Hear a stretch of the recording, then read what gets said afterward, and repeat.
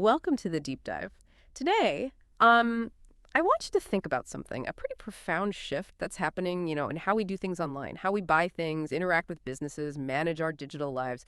Think about online shopping, right? Now, all those clicks, right? Comparing tabs, searching, tracking. It's convenient, yeah, but still, well, a lot of manual work for you.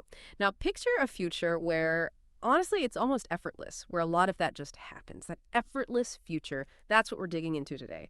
Agentic commerce. Yeah. Our mission here is to really unpack this. What is it? Why is it suddenly, everywhere? How does it actually work? What's it mean for you, for your shopping? And how our business is getting ready. And we're going to pull out the key nuggets from, well, quite a stack of sources to make this make sense. Yeah, and it's some fascinating stuff we've gathered. We've got bits from simplifying integration of agentic commerce by the agentics.co, plus market research case studies. We're pulling insights from checkout.com, sellers commerce, multimodal, people like that. So it's a pretty comprehensive view of what's happening now and what's likely next. So let's start right at the core. What is agentic commerce? Well, fundamentally, it's about these AI-powered agents. But they don't just help you like a chatbot might. They actively perceive what you need, they reason through complex stuff, act for you, and this is key, they constantly learn. Think of it like having a super smart, tireless personal assistant just for your shopping and services. The promise is huge, a seamless, really efficient, genuinely hyper-personalized experience that, gets ahead of your needs and just handles things. That sounds almost like science fiction, doesn't it? But it's happening fast. So why now? What's making this possible right now? It feels like a perfect storm of tech coming together, wouldn't you say? Absolutely a perfect storm. You've got these frankly, mind-blowing leaps in generative AI and large language models, LLMs. These things have gotten so much better at understanding just normal human language. Yeah. Even if you're a bit vague or don't give all the details, the AI can sort of figure out what you really mean. Right, it can finally get the nuance. Exactly. And then you've got all our digital apps talking to each other more, better data infrastructure. It all creates the right environment. Plus, there's massive consumer demand. People want convenience. Checkout.com found, 71% of American shoppers say convenience is the main reason they buy online. It's not just nice to have, it's fundamental. 71%. That's huge. It shows how much we value effortless experiences. It really does. It forces businesses to rethink the whole customer journey. And businesses are noticing. That other stat from checkout.com is pretty staggering, too. A 1,200% jump in referral traffic to retail sites just from AI assistance between 2024 and 2025. Yeah. 1,200%. It shows people are already starting to use AI for shopping prep, for discovery. It's not theory anymore. It's happening fast. Okay, so let's get into the nuts and bolts. How does it actually work? You mentioned this perceive, reason, act, learn cycle. That's what makes it an agent, not just like a simple automation. That's the core loop, exactly. Yeah. So first is perceive. The agent is constantly gathering info. And it's not just waiting for you to type something. It's looking at your past buys, market trends, what's in stock right now, competitor prices, even things like, where you are, what time it is. It's always listening, observing, building context. Okay, so it's soaking up everything relevant. Then what? It moves to reason. Right. Based on all that info it perceived and whatever goal it has of find the best laptop deal, it starts processing. It uses complex algorithms, often those LLMs, to make sense of the data, spot patterns, and figure out the best plan. It's actually thinking, strategizing, not just following rule A, B, C. Makes sense. It figures out the what and how, and then comes the act phase. What does that look like in practice? Acting is taking concrete steps. It could be querying a product database, pinging a retailer's API to check stock or price, sending a notification, or even initiating the secure payment, maybe handling a return later on. It actually does things in the digital world. And the final step, learn, sounds crucial. How does that work? It's all about feedback. Did you like the recommendation? Did the price negotiation work? Was delivery quick? The agent learns from these outcomes, good or bad, and tweaks its models. So next time, it does better. It's constantly improving, getting smarter, never static. Okay, so let's translate this. What does it mean for your shopping in the future? Instead of just searching laptop, you might say something like, Exactly. You could say, order me a new laptop, i7 processor, 16 gigs RAM, SSD, keep it under €1,000, needs to be good for video editing, and decent battery life. or even simpler, like, make sure I never run out of my usual protein powder. Just reorder it when I'm low, find the best price. Right. The agent gets the deep intent, not just keywords. It might even anticipate needs based on your history. And that intent kicks off this intelligent product discovery. The agent becomes like a digital bloodhound. It scours marketplaces, checks real-time catalogs, inventory, prices. It can even analyze reviews, try to spot the fake ones. Wow, filtering out fake reviews, too. That's clever. Yeah, and it learns from your little actions, too, what you pause on, what you click away from. It refines the search constantly. Okay, and this is the part I think people will love. Automated price negotiation and optimization. Oh, yeah, this is the magic for bargain hunters. The agent can track price trends, predict dips, find promotions, automatically apply your loyalty points or gift cards. For bigger buys, it might even interact with seller systems, their APIs, to ask for a discount or bundle deal. Like Google's AI mode shopping thing where it watches the price for you. Exactly like that, but potentially more proactive. It finds the best value without you having to constantly check. Okay, product found, best price secured. Then comes the checkout. Seamless checkout and payment. The agent handles it all. Navigates the forms, applies the discounts, processes the payment securely, and the payment world is getting ready. MasterCard, Visa, they're adapting. MasterCard's even got this Agent Pay, specifically for AI agents to transact safely. The infrastructure is being built. And it doesn't stop there, does it? The agent stays involved after the order. Nope, the job's not done. Proactive post-purchase management. It keeps you updated on shipping, warns you about delays, it can prompt you for reviews, and potentially even handle returns automatically if something's not right. It's end-to-end. And all this feeds back into that learn phase again. Constantly. Every interaction, every market shift, your feedback. It all makes the agent smarter, more efficient, more tuned into you for next time. That adaptive learning is the real power here. Okay, let's switch gears. For the businesses listening, this probably sounds amazing, but also maybe daunting. The big question is probably, do I have to trash my entire current e-commerce setup? My Magento, my Shopify, Salesforce, SAP, VTEX? Yeah, that's the #1 question. And the answer, pretty much across the board from our sources, is a clear no.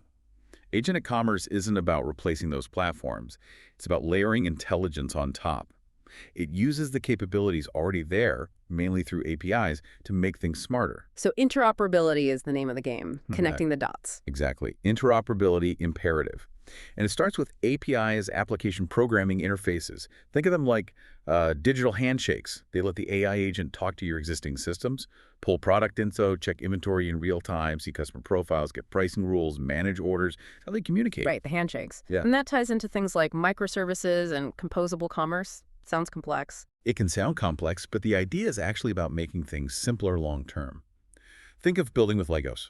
Microservices are like individual Lego bricks, each doing one job well. Composable commerce means you can snap these bricks together, add an AI agent brick, connect it to your inventory brick, your payment brick. You don't have to rebuild the whole thing. Platforms like Commerce Tools are built for this plug-and-play approach. Much more agile. Okay, Legos, I get that. So you have these separate pieces talking via APIs. How does the agent get the full picture then? Avoid confusion. That's where unified commerce comes in. It's about having a single source of truth for all your data. Real-time sync of inventory, prices, products, customer info, loyalty points, everything in one place, or at least accessible as if it is. Commerce Tools talks about getting that 360-degree view, so the agent always has the right context, whether you started shopping online or in-store. No data silos. Gotcha. And headless commerce fits in here too, separating the front-end head from the back-end body. Yeah, headless is a big enabler. By decoupling the customer-facing website or app from the core commerce engine. Yeah. It gives AI agents more flexibility to interact directly with the logic and data, creating really dynamic or conversational experiences that aren't tied to a rigid web page layout. More fluid interactions. And it's not just the e-commerce platform. The agent needs to talk to the wider IT landscape too. Your ERP system for core business stuff, order management systems, logistics for shipping updates. Payment gateways, fraud detection. Exactly. Crucial for secure transactions. Companies like Shuttle are working specifically on bridging that AI to payment gap. And agents need data. Lots of it. Yeah. So they tap into data lakes, data warehouses. That's what fuels the learning. And even IoT data, like from smart devices. Yeah, for more advanced stuff. Imagine your smart fridge noticing you're low on milk and adding it to the agent's shopping list or just ordering it. Blurs the digital and physical. Okay, so connecting all the operational dots. What about making it personal? Connecting with the marketing tech stack. Right. The MarTech stack is the personalization engine. Agents need access to your CRM customer relationship management system. They can pull interaction history, preferences, and also feed new insights back into the CRM. And integrating with CDP's customer data platforms is key. CDPs give that unified, real-time view of the customer from everywhere. And that personalization is critical, isn't it? The stats are pretty clear. Oh, absolutely. Sellers Commerce says 71% of consumers get frustrated by impersonal experiences, and 91% are more likely to buy from brands offering personalized deals. It's table stakes now. Agents can also work with your marketing automation tools to trigger personalized emails or offers. They can pull content from your CMS content management system to show relevant product info or images dynamically. And every interaction feeds data into your analytics and BI tools, giving you insights you've never had before. This is getting really sophisticated. And then there's this concept of agent-to-agent communication protocols, ACPs, so agents talking to other agents, even across different companies. Yeah, this is pretty cutting-edge stuff. It allows different AI agents, maybe built on different tech, maybe even belonging to different organizations, to coordinate seamlessly. Imagine your shopping agent needing to check stock with a specific manufacturer's inventory agent, or coordinating delivery with a logistics company's agent. How would that actually work? IBM has an example. Each company wraps its agent in this ACP interface. Your agent sends order details to the logistics agent. The logistics agent replies with shipping options and ETAs. They collaborate without needing deep, custom integrations between the two companies' internal systems. It's like a universal translator for AIs. MadTech's MadConnect for marketing points to this future too. Wow. Okay. Universal translator for AI. That's quite a picture. Yeah. So let's sum up the payoff. What are the big benefits here? For the customer experience first. Well, the biggest is hyper-personalization at scale. Agents can tailor things to you in a way that feels, well, genuinely intuitive. That's stat again. 74% of shoppers feel AI makes shopping better. It's about relevance. Like the Starbucks example. Exactly. Starbucks used AI for personalization, drove a 30% ROI increase, 15% lift in engagement. That's tangible impact from getting personalization right. It also means seamless, frictionless journeys. Less clicking, less searching, less decision fatigue for you. It just flows. And always available. 24/7 availability, instant responses. A sales assistant that never sleeps always has the latest info. Projections say AI could handle 80% of customer interactions by 2030. That's a massive shift. Which should also mean less frustration for customers overall, right? Especially with things like returns. Definitely. Reduce customer frustration. Yeah. Proactively meeting needs, streamlining annoying processes like returns or refunds, that builds loyalty. Turning pain points into smooth interactions. Okay, massive CX benefits. What about the business side? The ROI story. It's compelling. First off, increased conversion rates. Guiding customers, smoothing checkout. It leads to more completed sales. Grid Dynamics saw plus 30% cart conversions. ACI Corporation went from under 5% to 6.5% conversion. Agents move the needle. And presumably, they buy more too. Increased average order value? Yeah. Smart suggestions for complementary products, optimized bundles. Plus, lower customer acquisition costs. AI marketing tools are reportedly cutting CAC by up to 40%, while also boosting conversions by 30%. Cheaper leads, more sales, double win. And the efficiency gains inside the business. Huge. Operational efficiency. Agents automating potentially 15% to 50% of business tasks by 2027. Look at customer service. Gartner predicts agents resolving 80% of common issues autonomously by 2029. Even automating just 20% of support tickets can boost repeat purchases. McKinsey found GenAI agents resolve issues 14% faster, spend 9% less time per issue. So it frees up human agents for the tricky stuff. Exactly. It's not just cost saving, it's letting humans focus where empathy and complex problem solving matter most. And those other examples are striking too. Mortgages processed 80% cheaper and 20x faster. Yeah, direct mortgage core. Staggering efficiency. Right. Or the telco processing payments 50% faster with 90% plus accuracy. Plus, you get better data-driven insights and huge scalability without needing to hire proportionally more people. Okay, the benefits are clear. But getting there, it's not flicking a switch, right? Yeah. How do businesses actually implement this? What's the roadmap? No, definitely not a switch. It needs a strategic, phased approach. Phase one is always strategic assessment and goal setting. Figure out your specific pain points. What do you actually want AI agents to achieve for you? Define measurable goals. Then you choose the tech. Phase two. Phase two, platform and vendor selection. The market's booming, so you need to look carefully. AI smarts, integration ability, security, they're all crucial. Yeah. Companies like Growify.ai are popping up, specializing in this. And phase three sounds critical, getting the data ready. Absolutely critical. Phase three, data onboarding and configuration. Agent effectiveness is totally dependent on data quality. You have to invest time and effort in cleaning, structuring your customer data, product info, business rules. Garbage in, garbage out, more than ever with AI. Okay, data's clean. Then you design the agent itself. Phase four, designing agent behavior and workflows. This is where you build the agent's brain and personality, crafting the conversations, the logic for personalization, what actions it's allowed to take, the ethical guardrails. Then you launch it carefully. Very carefully. Phase 5, phased rollout and iterative optimization. Start small. Pilot program. Test like crazy. Get feedback. Learn. Refine. Then expand. Don't try a big bang rollout. Minimizes risk, builds confidence, makes sense. And finally, getting the organization ready. Phase 6, organizational readiness and governance. This is about the people and processes. Training employees to work with AI agents.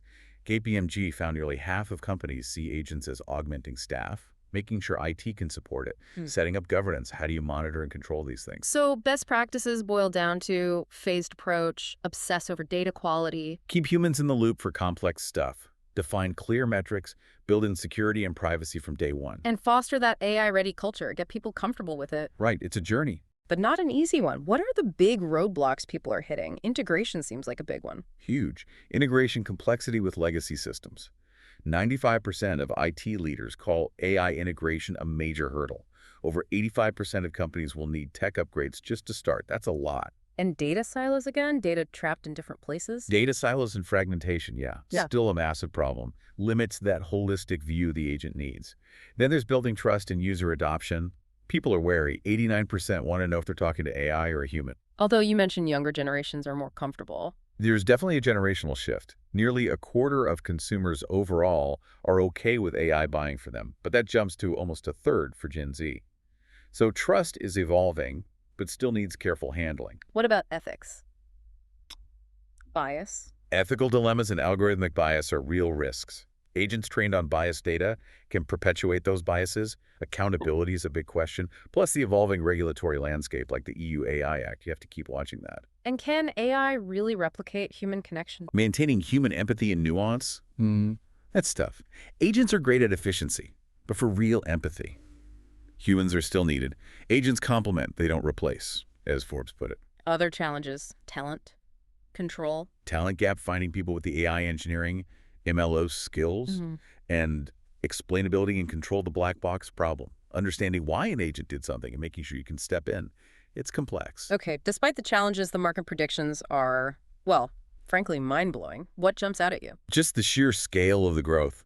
Global agentic AI market hitting potentially, what, $171 billion by 2034, up from maybe $7.4 billion in 2025. That's a CAGR of over 41%. It's explosive. It shows massive confidence and investment pouring in. And the drivers are pretty clear. Better AI, demand for automation. Yep. Continued ALM improvements, businesses desperate for automation and efficiency, broader enterprise adoption, and these specialized vertical AI agents for specific industries are really pushing it. And where's the action happening right now in terms of market segments? Well, the software itself is the biggest piece, over half the market. Makes sense. Application-wise, customer service and virtual assistants are grabbing the biggest share initially, nearly 30%. That's where the immediate impact is often felt. Industry-wise, finance and retail leading. BFSI banking, finance, insurance look set to lead, over 30% share. But retail and e-commerce are right behind, growing fast at around 18%. And regionally, North America seems to be out front currently, about 38.5% of the market projected for 2025. Lots of AI innovation and adoption there. So my take, looking at all this, is that agentic AI isn't just a feature anymore. It's rapidly becoming, well, foundational. Part of the basic plumbing of how businesses run online. Driving efficiency, sure, but also creating totally new ways to engage customers. Towards that autonomous shopping future, it's becoming invisible but essential. And we see it working already. Look at H&M's virtual agent. Personalized guidance, not just Q&A. Result, 40% drop in cart abandonment, 3x boost in conversions. That's real money from better CX. Or Walmart using AI for inventory? Yeah, AI agents and robots monitoring shelves, triggering restocks, led to 23% higher profitability, automating tedious high-volume work. Bank of America's Erica, handling 1 billion interactions. 1 billion, yeah. And resolving 98% of issues. Shows the sheer scale and efficiency AI brings, especially to routine customer service in big regulated industries. And it's not just the giants. IU reducing wait times 86%, boosting sales 25%. Bellasante generating $66K in sales via automated chat. Exactly. Diverse examples. Direct Mortgage Core saving 80% on loan processing, automated returns, dynamic homepages, AI adjusting prices. It's happening now, delivering real value across the board. So wrapping this up, it feels clear that agentic commerce isn't just, some cool new tech trend. It feels like an inevitable evolution. We're moving away from manually clicking through everything towards these intelligent, autonomous interactions that ideally make our lives easier and anticipate what we need. Yeah, the potential for both customer experience, that hyper-personalization, the convenience, and for business growth, conversions, efficiency, cost savings, it's immense. The stats and cases bear that out. Obviously, challenges remain. Integration, data, trust, control. Those are big hurdles. Especially as we move towards more complex, multi-agent systems coordinating things, that adds another layer. But the momentum seems unstoppable. The market projections certainly says that. Hundreds of billions within a decade, it's clearly seen as disruptive. Which leads us back to that final thought from the source material, really aimed at anyone listening who runs a business or thinks about customer interaction. The question is no longer if agentic commerce will reshape your business, but when and how effectively you will embrace it. Hmm. Pretty powerful. What's the one thing you think people should really take away from this deep dive today?